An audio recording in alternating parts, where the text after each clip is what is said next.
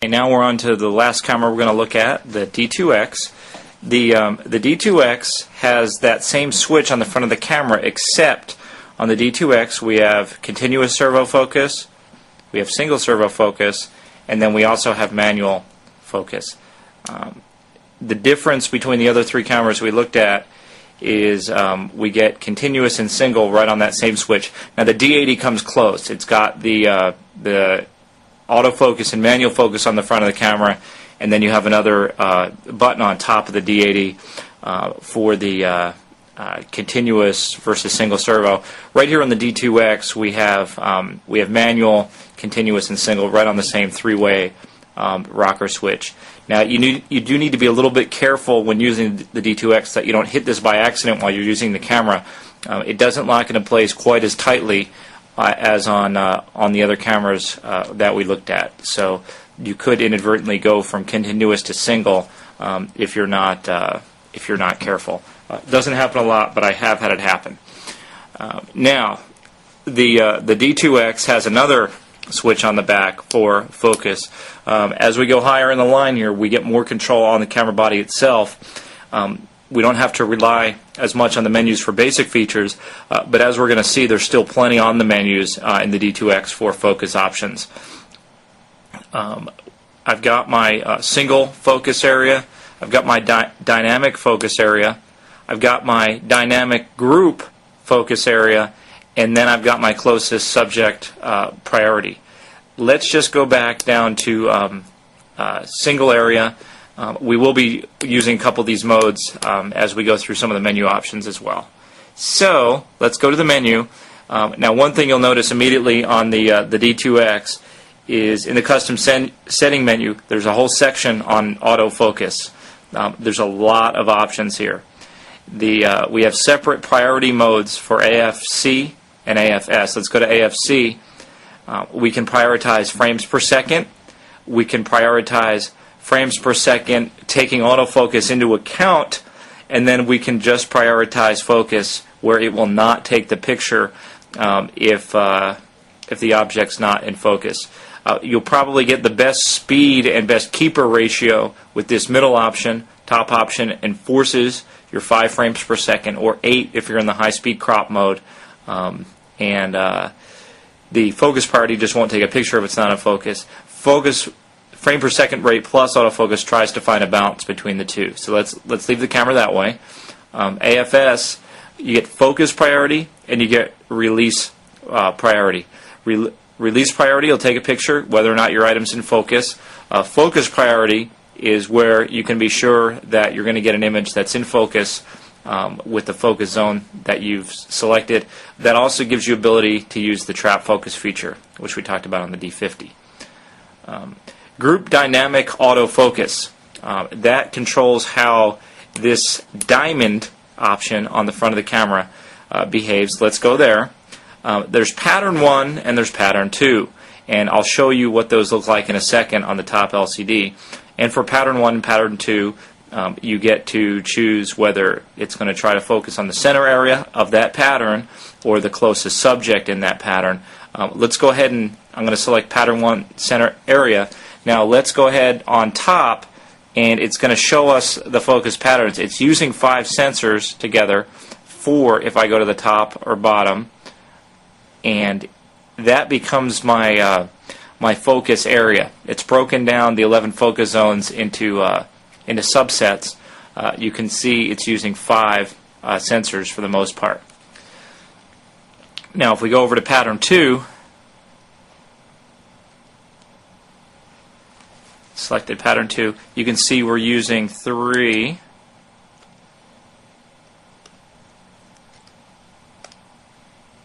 Over on the sides we're using 4. Top and bottom we're using 3. So if you, depending on your needs, depending on what you're shooting, you might decide that pattern 1 or pattern 2 is going to work best for you. I'm going to go back to pattern 1. Your lock-on capability. These options are new with the D2XS and then also with the D2X firmware 2.0. Focus tracking with lock-on. long, normal, short, and off. And what the focus tracking with lock on is going to attempt to do, it's going to try to stay locked on your subject. Say for instance you were in an auto race and you were tracking a car around the track. The lock on is going to prevent foreground objects like light poles or fences from being focused on as the car passes through them.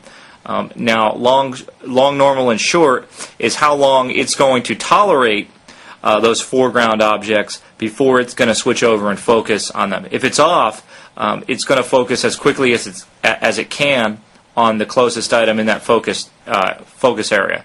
Now, short is going to give you a small fraction of time to get your focus back on the object that you're tracking. Normal and then long is going to try to hold on as long as it can to keep focusing on your racing car instead of foreground objects, but eventually it will give up too, and it will start focusing on other things if you're unable to keep the camera pointed at the car in your focus zone.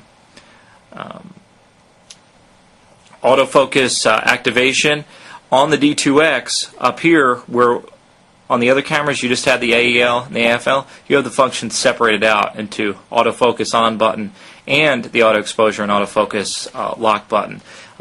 This controls when you can activate autofocus. Is it on the shutter and autofocus button or just on the autofocus button?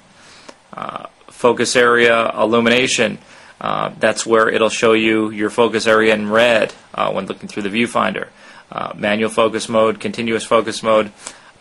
When selected, tells you how long it's going to keep the focus zone highlighted. Focus area wrap and no wrap. We talked about that with the D80.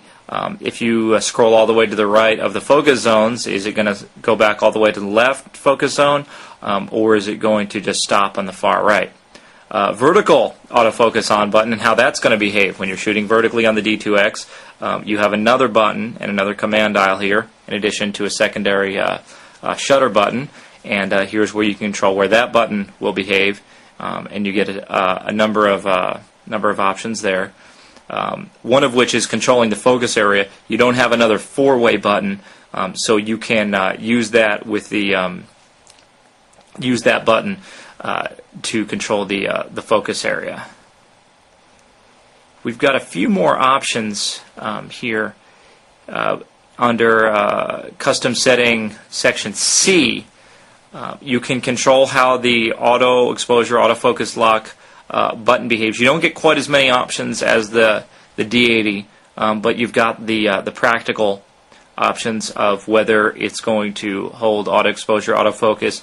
You can even program it to autofocus on. You have a dedicated autofocus on button, but you can just program it so those act exactly the same. And I think that I say I think because there's so many options on the D2X. I think that's it in terms of the focus modes. The best advice I have for working with the D2X and focus is to find a few combinations that you're comfortable with. I normally keep it pretty basic and just go with either single or dynamic mode. I don't use group dynamic that often because it would just confuse me with the focus area options that it gives you, that I showed you, the pattern 1 and pattern 2. But I like knowing that if I were in a unique situation that I would be able to use that.